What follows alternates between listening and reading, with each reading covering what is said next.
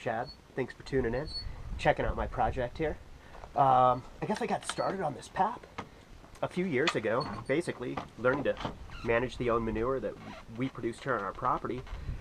And in doing so, I started looking around and I started seeing an enormous amount of livestock manure and agricultural byproduct waste and restaurant waste and all these things going to waste, when at the meantime we're having these conversations about sustainability and local food and lowering our carbon footprints and all these really important conversations that are going on.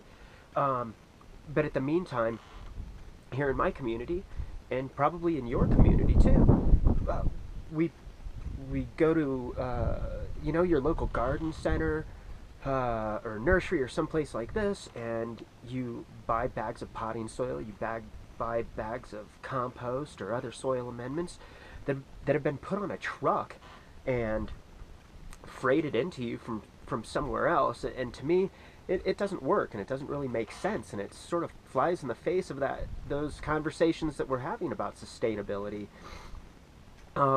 So I'd set out and I'd started composting. I started doing these piles like what you see behind me just by hand, coming out every other day for a period of 6 or 8 weeks at a time, and physically just picking them up shovelful by shovelful and turning them top to bottom and outside to inside and inside to outside, and getting them really hot and cooking them, and at the end result was this really fantastic product that grew me just incredible food.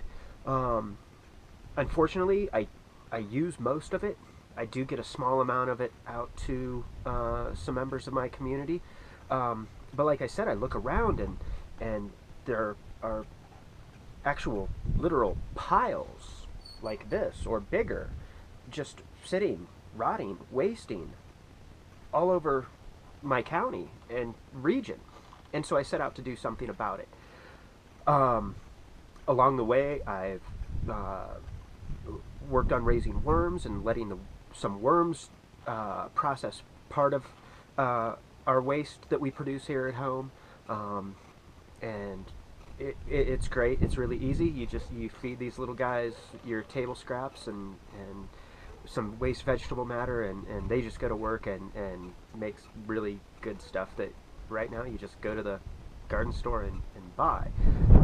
And again, it's getting shipped in from somewhere else, and it doesn't make sense to me when we can do it right here, and manage our own waste and reduce the amount of waste that we're generating.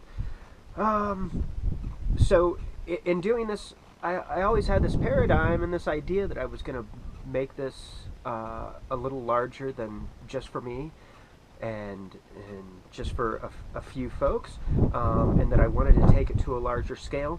I faced two challenges along the way. The first being location.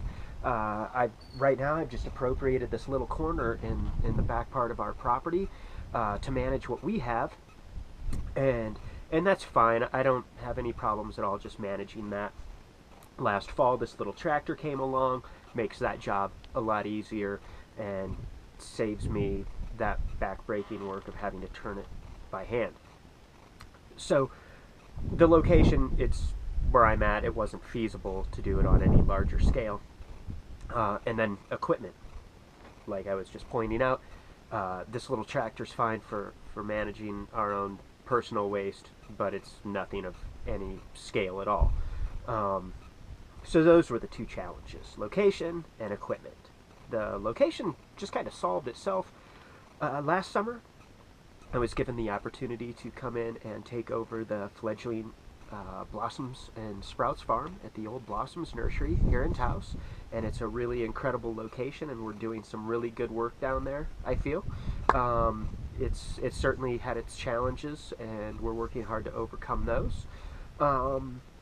So there on the grounds, there's basically already facilities in place for managing large amounts of material, storing them, packaging, all of those types of things are basically already in place. So then it comes down to equipment, and that's why I'm sitting here talking into a camera, kind of feeling silly because I'm not an actor, and So here I am putting it out to the world, looking for contributions to purchase some pretty substantial equipment to basically take this up to another level and really manage a lot of the organic matter waste that's now either just rotting and wasting in piles and potentially polluting our groundwater, or going to landfills and just forever being lost. So that's where I'm at. This is what I'm doing. If you've got a few more minutes, please take a look down the page and see some of the things that I'm producing and exactly what the project is going to be doing. Please make a contribution and share this around the world because I need all the help that I can get. Thank you very much.